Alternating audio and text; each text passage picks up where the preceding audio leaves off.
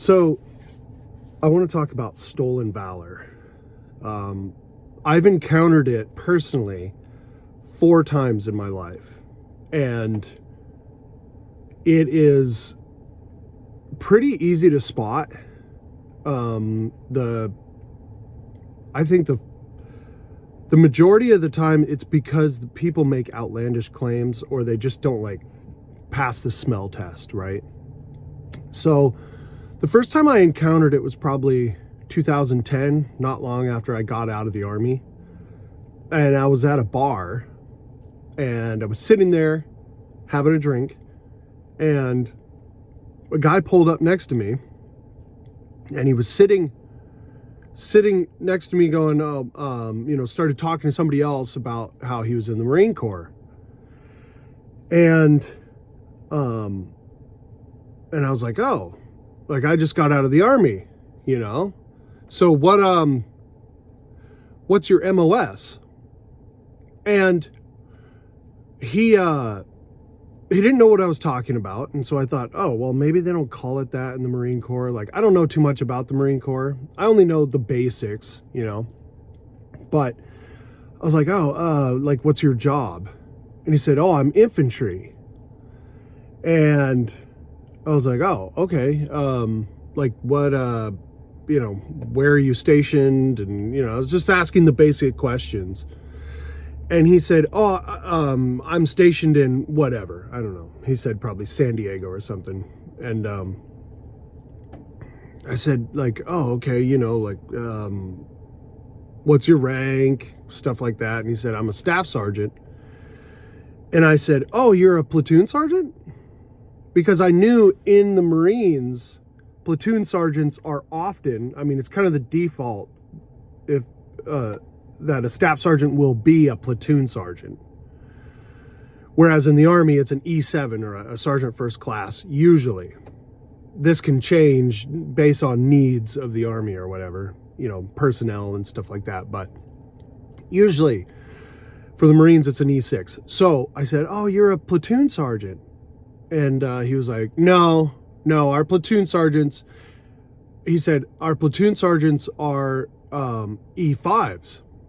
Sergeants. And I was like, what? That doesn't make sense. I would have understood it more if he had said that it was like gunnery sergeants, even though that probably would have been wrong. So I pressed him on it. I'm like, no, I'm pretty sure like in the Marine Corps, like, and he was like, no, you don't know what you're talking about. I was like, okay, dude. And then like I started to realize there were certain things that he would say that I'm like, oh, you're not in the Marine Corps. You probably never made it through boot camp. I don't even know if you went to boot camp, For one thing, he said that he had gone to Parris Island for boot camp, which is in South Carolina, but he was from the town where I'm from, which is on the West Coast in Washington State. And I was like, isn't it usually like if you're from the West Coast, you go to San Diego, and if you're from the East Coast, or like halfway between, whatever. And he was just like, no, I went to Parris Island and stuff like that. And I'm like, okay, that's interesting. So anyway, everything he was saying was wrong. I could just tell, even though I was in the Marine Corps.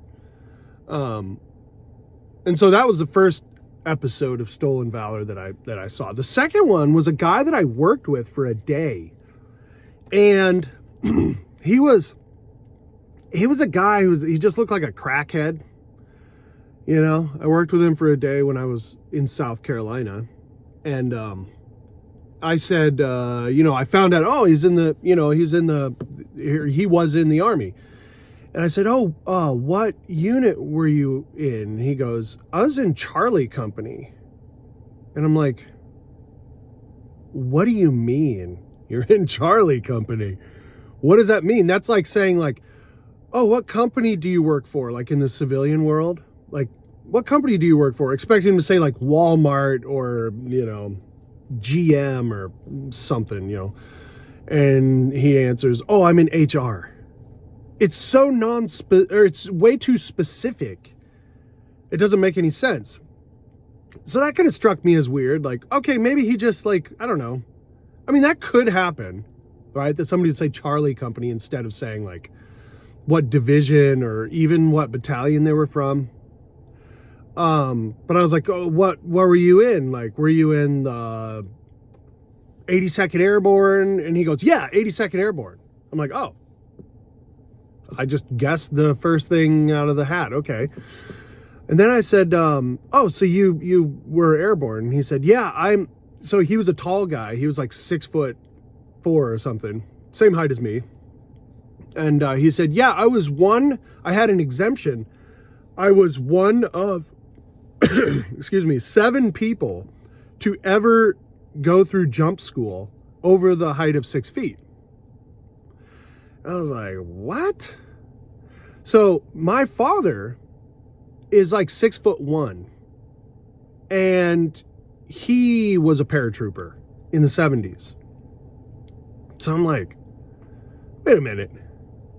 This doesn't sound right at all. Like, nothing about this sounds right.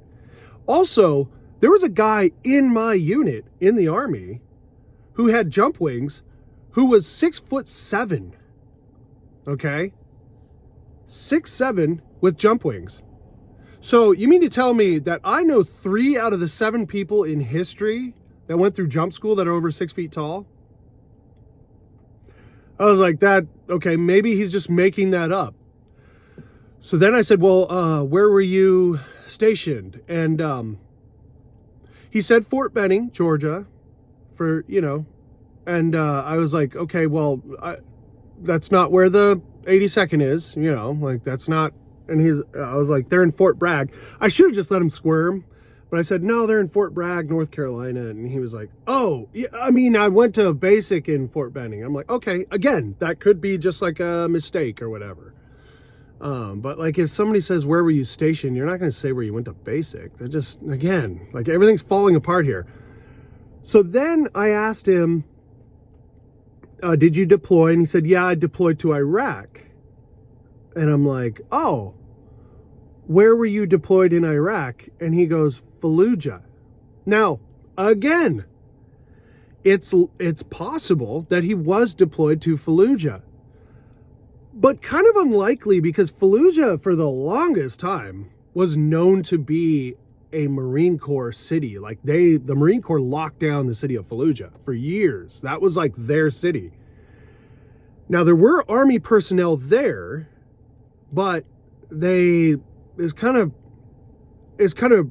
like admin roles and stuff like. I'm sure there was infantry on the ground and stuff, and maybe even the 82nd, but it just seems so much more likely that he would have been in Mosul or Baghdad or,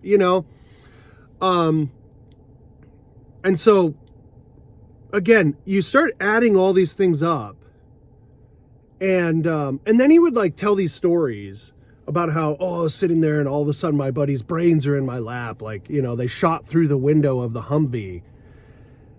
And it's like, well, the window of a Humvee can take an AK round.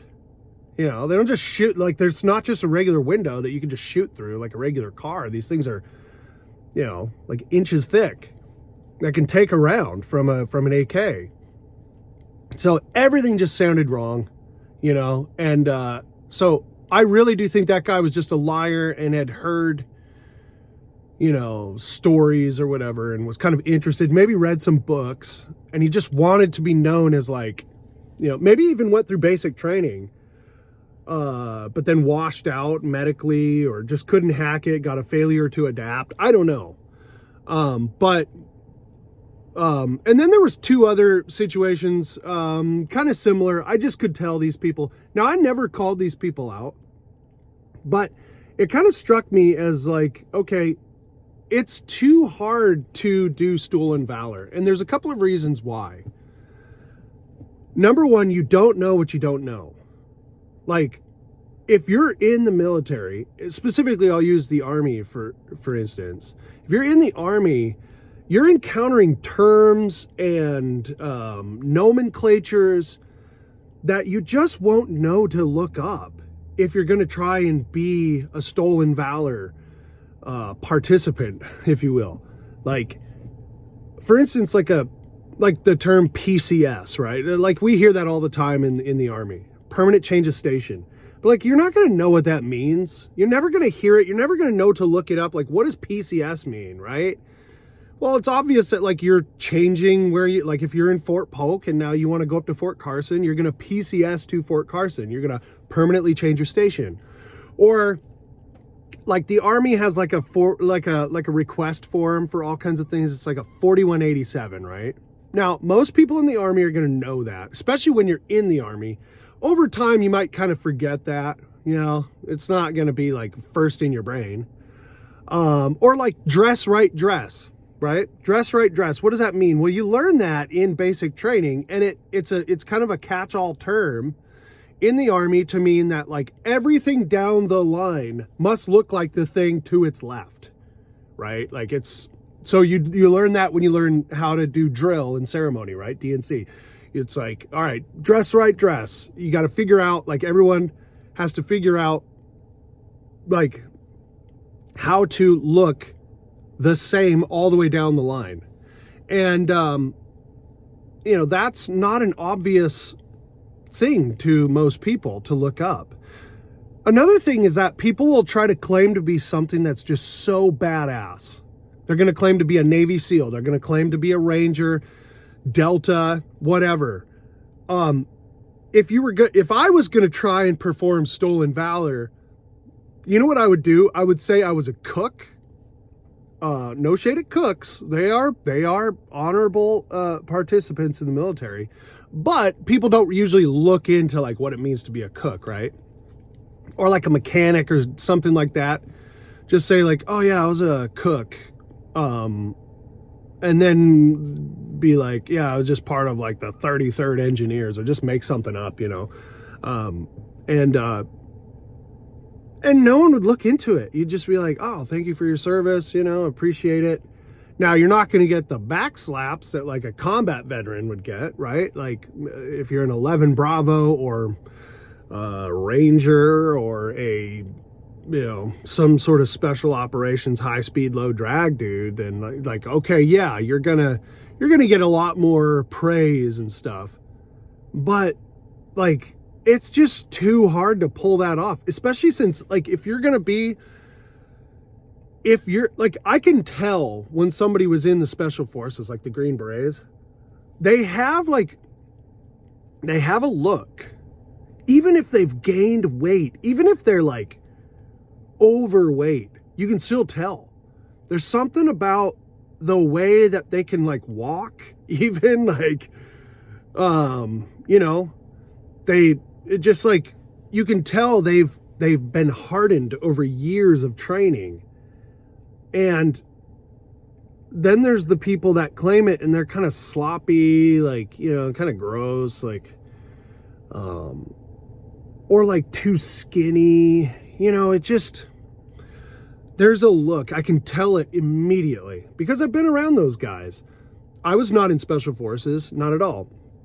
I was just I was in a regular grunt infantry unit. That's what I did. But I can tell because we'd be around them. And, you know, there's a look, there's a sort of like aura around them. I don't know. That sounds kind of like a, you know, just saying that it's like some ethereal idea, but it's not. It's like you could tell when they have been, and most guys are gonna say like, oh yeah, I was in the SEALs, and then it's like, oh, you know, and then you try to ask them like, oh, what, you know, what'd you do? Oh, it's classified. It's like SEALs don't like tell you that. They'll just be like, oh yeah, I deployed to here, to there. There's things that are classified that they won't tell you, you know, like what the max range of something is, or, you know, methods and procedures or whatever of very specific things. But SEALs will tell you a lot. Same with special ops, special forces. I've even heard Delta guys just talking about it. Like, it's not that secret, you know. So, yeah, that's a way to spot it. And I think just don't try it. But if you're gonna, just say you were a cook or like a mechanic or something, because it's going to be way easier and no one's going to look into it. So anyway, thanks for watching.